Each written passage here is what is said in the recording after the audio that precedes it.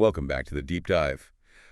Usually when we sit down to record these, we have, a bit of lead time. Right, usually days or weeks. Yeah, exactly. We look at a trend or a new piece of tech or a book that's making waves, and we take our time unpacking it.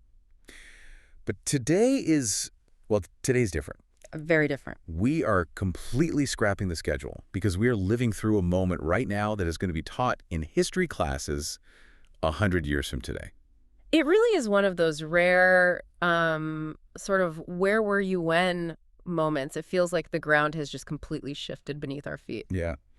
We are talking, of course, about the news that broke this morning, Thursday, February 19th, 2026. If you have been anywhere near a screen today, you already know the headline. You can't escape it. No. Mm-hmm. Andrew Mountbatten-Windsor, the man the world knew for decades, as Prince Andrew, the Duke of York, the Queen's second son, has been arrested. And let's be very, very precise about that word, because the language really matters here. He wasn't invited in for a chat. He wasn't asked to voluntarily assist with inquiries, which is usually how these things are phrased with high-profile people. He was arrested, taken into custody, and as we speak right now, he is sitting in a police cell. It is absolutely mind-boggling, and the location of the arrest adds this whole layer of surrealism to it. He was picked up at Wood Farm on the Sandringham Estate in Norfolk. Which is a royal estate. Exactly. Mm-hmm. And just to dial up the irony to, absolute Shakespearean levels today, is his 66th birthday. You literally couldn't write a script like that. An editor would tell you it's too on the nose. Happy birthday. Here are your handcuffs. Yeah. But I think before we get into the really sensational details, and there are plenty of them, believe me, we need to zoom out and look at the historical magnitude of this event. We really do. Because we hear the word unprecedented thrown around in the news cycle constantly. It almost loses all meaning. But this is the very definition unprecedented. We actually did a deep source check on this just to be absolutely sure before we started recording. We wanted to know, when was the last time a senior member of the British royal family was actually arrested? And you have to go back quite a ways, right? You have to go all the way back to 1649. Wow. That's 1649. We are talking about King Charles I. That is nearly 400 years ago. That's incredible. And the context there was a literal civil war, a charge of treason against the state. And it obviously ended with him losing his head on a scaffold outside the banqueting house. Yeah. But since then, nothing. The royal family has operated under this incredibly powerful, invisible veil of immunity. Right. The idea of sovereign immunity, Yes. the idea that the monarch and their immediate family are, if not technically above the law, then certainly adjacent to it. The police just don't roll up to a royal estate and slap cuffs on a duke. That veil has protected them through scandals, through messy divorces, financial questions for centuries. And this morning, that veil was just ripped down and set on fire. It really was. We heard the Prime Minister address this briefly this morning. He used that phrase, nobody is above the law. And, it sounds like a political slogan, but seeing it in practice, seeing the flashing police lights on the Sandringham Estate, it feels like the British Constitution just updated its operating system overnight. It's a massive shift from that lingering concept of the divine right of kings to just a brutal, modern reality of accountability. Yeah. But here's the thing we really need to unpack immediately, because I think a lot of listeners might be quite confused about the why. The charge itself. Exactly. Everyone knows about the allegations involving Virginia Giuffre. Everyone knows about the civil settlement. I think the broad public assumption was that if he ever faced handcuffs, it would be for sexual offenses. Right. But that is not what is on the charge sheet today. No. And this is where the legal strategy gets fascinating. The charge is misconduct in public office, or MePO, as it's often called. MePO, it sounds so bureaucratic. It sounds like he photocopied his own face at the office Christmas party or something. Right. But do not let the name fool you. This is a heavy, heavy charge. It's an ancient common law offense. And the police aren't looking at his private life in a vacuum here. They are specifically looking at his time as a public servant, his role as the UK's special representative for international trade and investment. This was the era the tabloids called Air Miles Andy. That's the one. He held that post from 2001 to 2011. And the allegation isn't just that he was a bad trade envoy or wasted taxpayer money. The allegation is that he was using that specific position with its taxpayer-funded resources and diplomatic status to funnel confidential government documents and state secrets directly to Jeffrey Epstein. To Epstein, who was, we must constantly remember, a convicted sex offender for a significant portion of that time. Correct. So the mission of our deep dive today is to really get under the hood of this story. We want to move past the initial shock and understand, why did the police choose this specific charge? What exactly was in those leaked documents? Because when we get to the DOJ files later, some of it is truly terrifying. And how has the royal family, led by King Charles, strategically maneuvered to survive this fallout?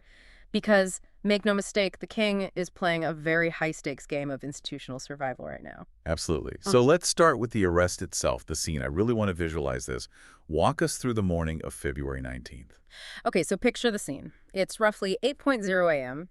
Sandringham is up in Norfolk. It's deep countryside. It's usually very quiet. And Wood Farm isn't some grand palace. It's a large, fairly standard red brick farmhouse on the edge of the estate. It's actually where Prince Philip spent a lot of his retirement. It's relatively secluded. And Andrew has been living there recently. Yes, ever since he was finally evicted from the Royal Lodge in Windsor back in February, which was a much grander residence, he's been somewhat isolated at Wood Farm. So 8 a.m., a convoy arrives.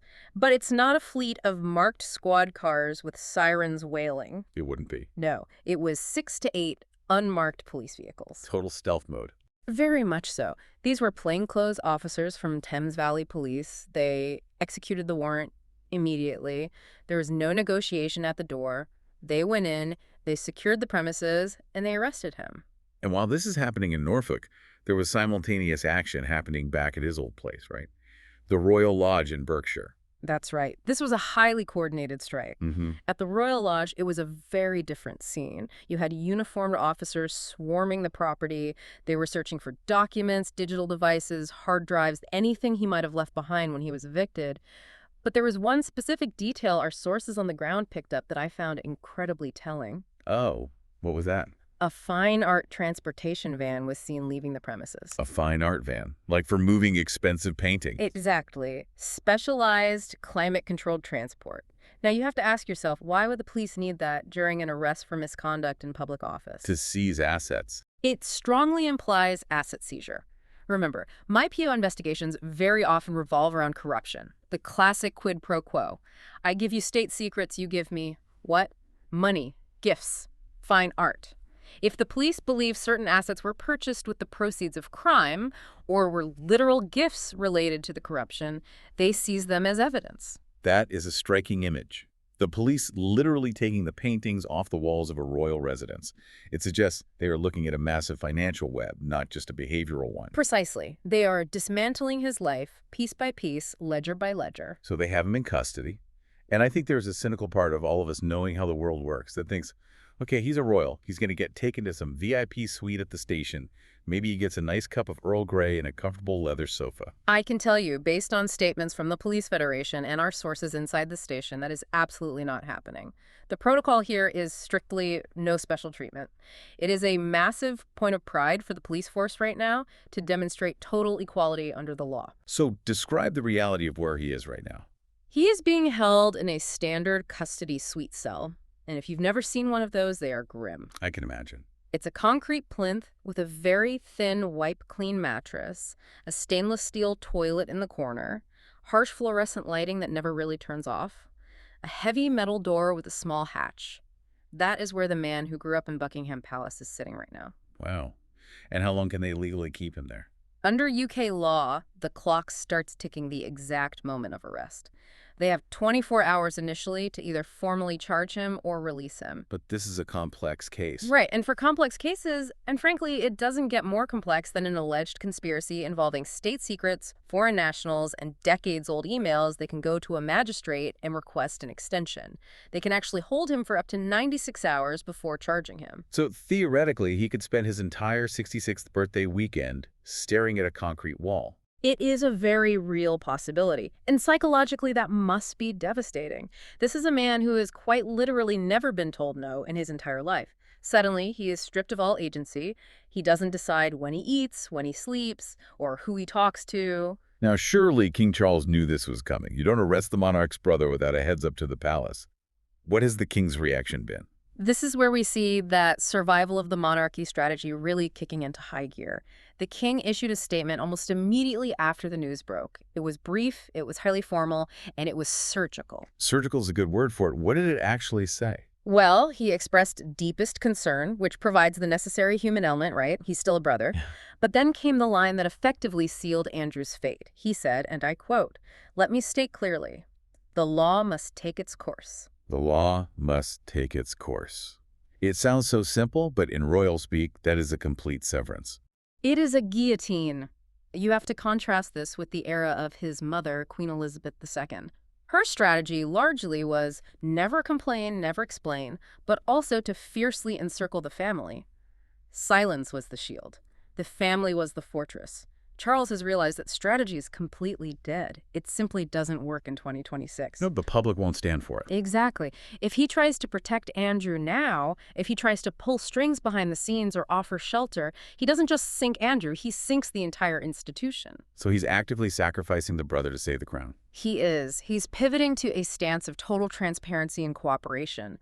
The statement also promised wholehearted support and cooperation with the police investigation. He is effectively saying to the public, he is my brother, but he is not the monarchy. Do what you have to do. It's brutal on a familial level, but I guess from a constitutional standpoint, it's the only move he has left on the board. It's the only move that keeps Prince William and Prince George on the throne in the future.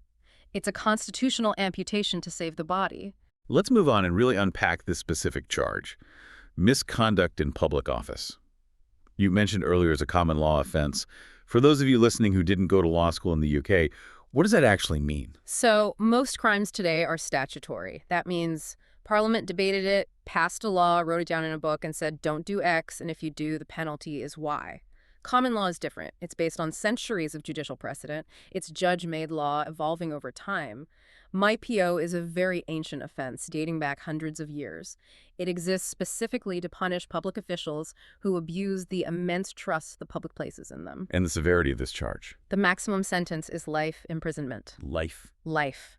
It is reserved for conduct that is so serious, so culpable, that it literally shatters public confidence in the state itself. To actually prove it in court, the Crown Prosecution Service, the CPS, has to tick 4 very specific, very rigorous legal boxes. Okay, walk us through those 4 elements. Element 1, the defendant must be a public officer. Element 2, they must have willfully neglected their duty or misconducted themselves. Element 3, the conduct must be serious.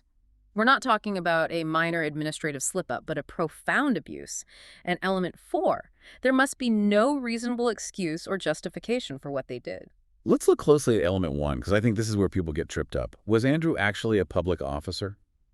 Because he's a prince, which is a title by birth. It's not exactly a job you apply for. This is the absolute key to the whole case. Being a prince gives you status, yes, but it doesn't necessarily make you a public officer in the strict legal sense. However, Andrew held a very specific, tangible job. From 2001 to 2011, he was the United Kingdom's Special Representative for International Trade and Investment. That sounds very official. It was incredibly official. It was a government-appointed role. It was heavily taxpayer-funded. He had an office. He had a staff of civil servants. He had high-level diplomatic status when he traveled. And crucially, he had access to the red boxes, the highly classified government briefing papers. So, regarding the charge, the police are essentially saying, we are arresting Prince Andrew the Royal. We are arresting Andrew Mountbatten-Windsor, the former civil servant. And that distinction is what makes this entire prosecution legally possible. Exactly. And it also explains why they went for this charge and not the sexual offenses directly, at least at this stage. Right, because the sexual allegations, as horrific and widely documented as they are notoriously difficult to prove in a criminal court, aren't they? Extremely difficult. You are dealing with events from 20-plus years ago. It often comes down to witness testimony against the word of a deeply powerful man. Memories fade, physical evidence is long gone, corroborating witnesses disappear. It becomes a he said, she said scenario in front of a jury, which is an absolute nightmare for prosecutors trying to prove something beyond a reasonable doubt. But MIPO? MIPO is entirely about paper trails. It's about emails. It's about server timestamps. It's the Al Capone strategy. That is the perfect analogy. Everyone in the world knew Al Capone was a mobster, a bootlegger, and a murderer, but they couldn't stick those violent charges to him. Right. So how did they get him? Tax evasion. Why? Because the numbers didn't lie. The ledgers existed. In Andrew's case, the emails exist, the leaked documents exist. It is potentially much, much easier to prove to a jury that he forwarded a classified military document at 10:42 a.m. than to prove exactly what happened behind a closed bedroom door in 2001. So let's talk about that paper trail. Yeah. Because this investigation didn't just appear out of thin air this morning. There was a massive catalyst for this. The catalyst was the DOJ files. On January 30th, 2026, so just a few weeks ago, the U.S. Department of Justice released millions of pages of documents under the newly passed Epstein Files Transparency Act. This was the massive data dump everyone had been waiting for. It's totally juvenile. It's like a bad spy novel. But here is the kicker, the absolute hubris of it. In the very same email chains where his address is set up as the Invisible Man, he would routinely sign off his messages with his official title, HRH, the Duke of York, KG. You're joking. So it's like, I'm hiding in the shadows, but don't you dare forget I'm royalty. Exactly. It's a level of arrogance that is hard to even comprehend. He wanted the absolute secrecy of the pseudonym, but his ego couldn't let go of the prestige of the title. And that specific hubris left a glaring digital fingerprint that the police have now used to build the case and arrest him. Let's get into the specifics of these leaks, because the outline mentions the smoking gun. What exactly was he sending to Epstein? Because this isn't just, high society gossip. No, not at all. This is hard economic, diplomatic, and in some cases, military intelligence. There are two key instances cited in the leaked documents that form the absolute bedrock of this MPO charge. The first one is dated November 30th, 2010. Okay, set the scene for us. 2010. Andrew is deeply entrenched as the trade envoy. Right. He is acting in his official capacity. He receives a series of highly classified official trade reports from his special advisor, a man named Amir Patel. These documents contained incredibly sensitive commercial data regarding Singapore, Hong Kong, and Vietnam. What kind of data? We are talking about advanced knowledge of future infrastructure projects, upcoming regulatory changes, internal diplomatic assessments of foreign leaders, stuff that gives UK businesses a massive competitive edge in the global market if they know about it before anyone else. Oh, incredibly valuable stuff. Beyond valuable, worth billions in the right hands. So Andrew receives these reports in his inbox, and the server logs recovered by the DOJ show that just 5 minutes later, he forwards them directly to Jeffrey Epstein. 5 minutes. 5 minutes. You didn't even read them. You can't read a comprehensive geopolitical trade brief on 3 countries in 5 minutes? No, you can't. He acted as a direct pipeline. He just passed them straight through the system. And you really have to ask the core question here. Why does Jeffrey Epstein, a private financier sitting in New York, need highly classified UK trade secrets about Vietnam? Because information is currency. Exactly. Epstein could use that information to front-run global markets, to make massive strategic investments, or honestly, just to impress his other high-level, powerful clients. Look what I know before anyone else does. Look who works for me. Andrew was feeding the beast. The second leak mentioned in the sources is even darker, I think, because it involves the military. This one is genuinely chilling. It takes place on Christmas Eve 2010. And we have to remember where the UK military was in 2010. Right. We were at war. British troops were actively deployed in heavy combat operations in Helmand Province, Afghanistan. It was a bloody, incredibly dangerous time for the armed forces. Andrew receives a confidential brief regarding investment opportunities and, crucially, stability assessments in Helmand. This would have to contain active security info. Right. Almost certainly. You can't assess investment stability in a war zone without knowing where it's safe, where the troop movements are, what the local warlords are doing, where the Taliban is strongest. Andrew takes this document while British soldiers are literally on the ground risking their lives, and he sends it to Epstein. And he didn't just send it passively. The emails show he asked for something in return. He did. He explicitly asked Epstein for, quote, comments, views, or ideas as to whom I could also usefully show this. That sounds exactly like he's shopping it around. That is precisely what it sounds like. He was soliciting Epstein, a man who, let's remember, was already a registered, convicted sex offender at this point, to help him leverage British state secrets for personal business connections or favors. He was using the blood and treasure of the British military to curry favor with a predator. In the eyes of the law, that is the very definition of an abuse of public trust. It completely destroys the defense he used for years, doesn't it? The whole narrative that he was just too honorable, that he stuck by Epstein out of some misplaced sense of loyalty because Epstein had helped his ex-wife with debts. This proves it was highly transactional. It was a cold, calculated business arrangement. Andrew provided access, state secrets, and the legitimacy of the crown. Epstein provided money, connections, and, well, other things. And it's interesting you mentioned other things because the outline also mentions someone else caught up in this, Peter Mandelson. Yes, Lord Mandelson, former British business secretary, former EU trade commissioner, Yeah. a massive figure in UK politics. The DOJ files implicate him as well. He is now apparently under investigation for similar leaks to Epstein during the 2008 financial crisis. Which suggests this wasn't just Andrew going rogue. No, it suggests a profound systemic vulnerability. It paints a terrifying picture where Epstein had his hooks deeply embedded into the highest levels of the British establishment. He wasn't just running an international sex trafficking ring. He was running a highly sophisticated intelligence gathering operation.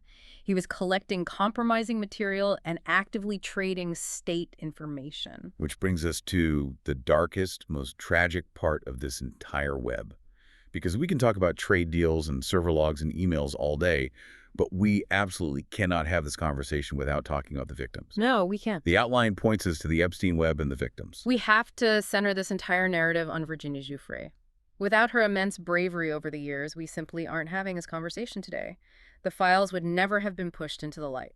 And it is a profound tragedy that she isn't here to see this moment of accountability.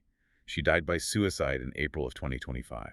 It is heartbreaking. She fought for decades to be heard, to be believed by a system that was designed to protect powerful men. And in the end, the psychological toll of that fight was just too high. But her voice is arguably louder today than it ever was when she was alive. Her memoir, Nobody's Girl, which came out posthumously last October, really reignited the public fire, didn't it? It did. It was a cultural earthquake. It took the story out of the dry legal filings and the sterile courtroom maneuvers, and it put the raw human horror back into the center of the frame. It forced the public to look directly at the reality of what actually happened to a teenage girl. Her family released a statement this morning upon the news of the arrest, and I actually have it right here. They said, "He was never a prince. For survivors everywhere, Virginia did this for you." He was never a prince. That just strips away everything, the titles, the medals, the castles. It says the title does not make the man. And the DOJ files, again, they completely corroborate her story. For years, Andrew and his PR team aggressively gaslit the world. They went on television and said, "I have no recollection of ever meeting this lady." They said, "The photograph is a fake." The famous photo? The one with his arm around her waist, with Ghislaine Maxwell smiling in the background? Right. They claimed his fingers looked too chubby, or the lighting was wrong, or he's wearing the wrong clothes. But in the DOJ files, investigators found a draft email from Ghislaine Maxwell herself. And in it, she discusses the photo as a factual, real event. She confirms it happened. So the photo is real, no more debate. The photo is unequivocally real. And then there is the email from August 2001, Andrew writing directly to Ghislaine Maxwell. This is before the trade envoy stuff. He asks her if she has found new inappropriate friends for him. Inappropriate friends. He actually put those specific words in an email. He typed them out in black and white and hit send. It completely destroys any lingering thread of plausible deniability that he didn't know what was going on in that circle. Oh. He was actively asking for inappropriate company. And in the dark context of Epstein and Maxwell, we know exactly what that code means. It's sickening. It really is. And there's another layer to this whole culture of enabling. The outline mentions an investigation into the police themselves. The Metropolitan Police blind eye investigation. This is a huge scandal in its own right. The Met Police are currently investigating their own royal protection officers. These are the highly trained guys with the earpieces, the concealed weapons, the ones who stand next to the royal 24 hours a day, 7 days a week. They must have seen absolutely everything. They saw the private flights, they saw the trips to Little St. James, they saw the young girls coming and going from Andrew's private rooms, and the allegation being investigated now is that they were terrified. Terrified of what? Of Epstein, of losing their jobs. The culture inside the Royal Protection Squad was entirely geared towards serving the principal. If you speak up, if you embarrass the royal, if you cause a fuss, you are out. You lose your prestigious posting, you lose your pension, your career is essentially over. So they developed a rigid culture of silence. They went from being police officers to becoming enablers. That is a fundamental failure of the state. It's not just one bad apple. It's the entire security apparatus protecting the bad apple. Exactly. And that's why today's arrest is so deeply significant. It's the system finally turning around, looking at itself and saying, we cannot protect this anymore. The dam has officially broken. Let's look at the trajectory here, because while the arrest this morning feels incredibly sudden, the actual slide has been happening in slow motion for 15 years. It really has been a slow-motion car crash. You can trace the beginning of the end back to 2011. That was the first major crack in the facade when he was forced to step down as trade envoy because photographs of him walking in Central Park with Epstein emerged. And this was right after Epstein's release from jail for soliciting a minor. But he hung on after that. He did. He kept his HRH style, his military titles, his patronages. He genuinely thought he could just weather the storm and people would forget. And then came 2019. The infamous BBC Newsnight interview with Emily Maitlis. I think everyone remembers watching that through their fingers. It was a PR disaster of historic proportions. It will be studied in communications classes forever.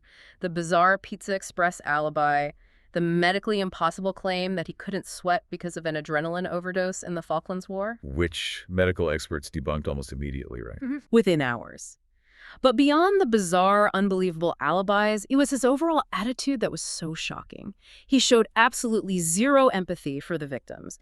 He described his friendship with a convicted sex offender as having positive sides because he met interesting people. It revealed a breathtaking level of arrogance and detachment from reality, and that interview forced the Queen's hand. He had to step back from public duties. And then we hit 2022, the civil suit. Virginia Giuffre formally sued him in federal court in New York. He tried to have it dismissed, failed, and eventually settled out of court. He paid an estimated £12 million. And let's be totally honest here, it's widely reported that the Queen helped pay for that settlement. It was a massive financial payoff to make the problem go away before her Platinum Jubilee celebrations. But in the court of public opinion, paying a £12 million settlement looks an awful lot like an admission of guilt. And then, of course, the Queen passed away, and the entire landscape changed. The protective umbrella evaporated. King Charles took a much, much harder line.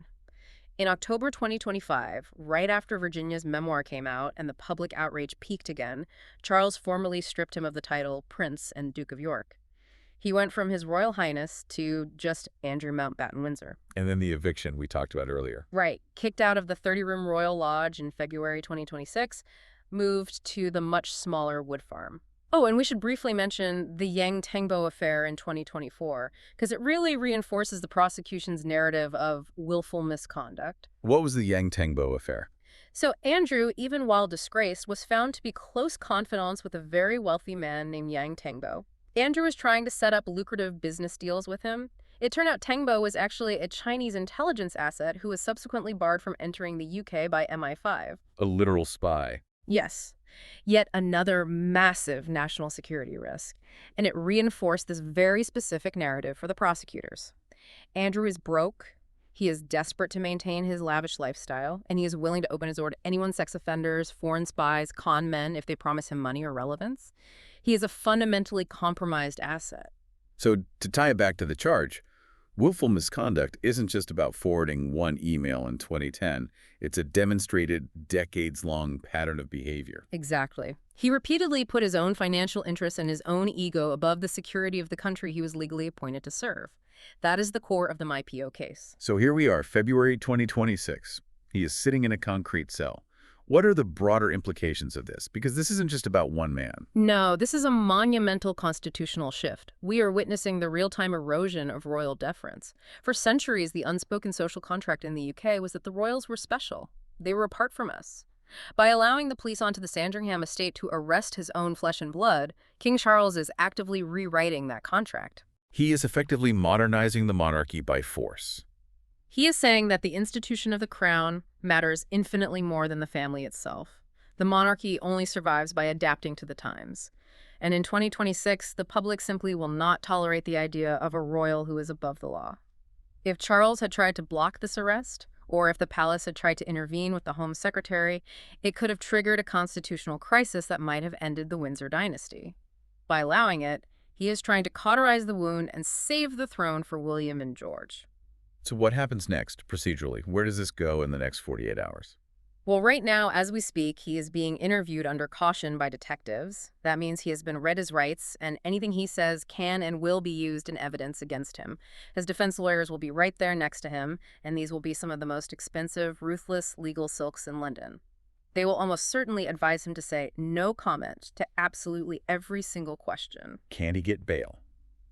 Or does he stay in that cell until a trial? He will probably get bail. My PO is a very serious offense, obviously, but strictly speaking, in the UK legal system, bail is largely about flight risk and being a danger to the public. Andrew is one of the most recognizable faces on the planet. He can't exactly slip on a fake mustache, board a commercial flight, and disappear to Brazil. His passport has definitely already been seized. I expect he will be formally charged, brought before a magistrate, and released on bail. But perhaps with very strict conditions, surrender of travel documents, restricted movements, maybe even an ankle tag. An ankle tag on a former prince of the realm. It is a very real possibility given the severity of the charges. And then the trial. It will be the trial of the century. The CPS will be working hand in glove with the police on complex legal arguments. They know the world is watching. They need to make sure this case is absolutely watertight. They cannot afford to mess up the prosecution of a former royal. And it will be a jury trial. 12 ordinary citizens deciding the fate of the king's brother. What about the U.S. factor in all this?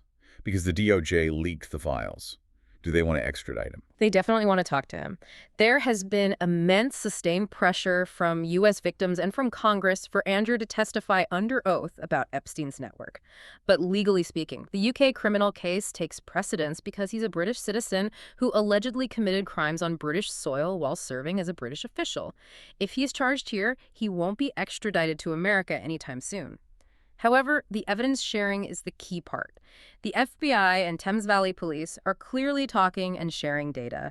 The walls are closing in from both sides of the Atlantic simultaneously. And what is the verdict of public opinion right now? The overwhelming sentiment is relief. That is the word coming out of the snap polls and the vox pops on the streets of London today. There is a profound sense that a festering sore has finally been lanced. The magical shield of royalty has been pierced, and people feel like justice, however delayed, however imperfect, is finally catching up to the powerful. It's a huge moment of accountability. It is. It's a tragedy that it took so long, and that Virginia isn't here to see it. But for the survivors everywhere, this is massive validation. So just to summarize exactly where we are, a man who began his life as second in line to the British throne, a war hero who flew helicopters in the Falklands, a beloved son of Queen Elizabeth, is now sitting in a cold police cell. He is facing a potential life sentence. And he's there not just because of the horrific company he kept, but because he allegedly sold out his own country's geopolitical secrets to maintain his proximity to that company. He traded his sacred duty to his country for his own vices and ego. That is both the personal tragedy and the alleged crime. Before we go, we always like to leave you with a provocative thought, something for you to chew on and explore on your own as you process this breaking news. And here's what is absolutely keeping me up at night regarding all of this. We know about Andrew now. We know about Mandelson. We know they are investigating the Royal Protection Officers. But you have to remember the scale of this. The DOJ didn't just release a handful of emails. They released 3 million pages of documents. 3 million pages. Yes. Andrew's emails were just one tiny, isolated node in the massive Epstein network. Andrew was, frankly, a useful idiot for Epstein, but Epstein had hundreds, maybe thousands of contacts. If the British police are now willing to arrest a royal duke based on 15-year-old forwarded emails found in those files, who else is in there? So you think this is just the beginning? I think tonight there are a lot of very powerful politicians, massive tech CEOs, diplomats, and business leaders across London, New York, and Paris who are frantically scrubbing their hard drives and calling their defense lawyers. I think Andrew isn't the finale of this story. I think he might just be the very first domino to fall. That is a truly chilling thought. If the king's own brother isn't safe from the fallout of those files, nobody is. We will be tracking this story closely as it develops over the coming days. Thank you for listening to this deep dive. Stay tuned.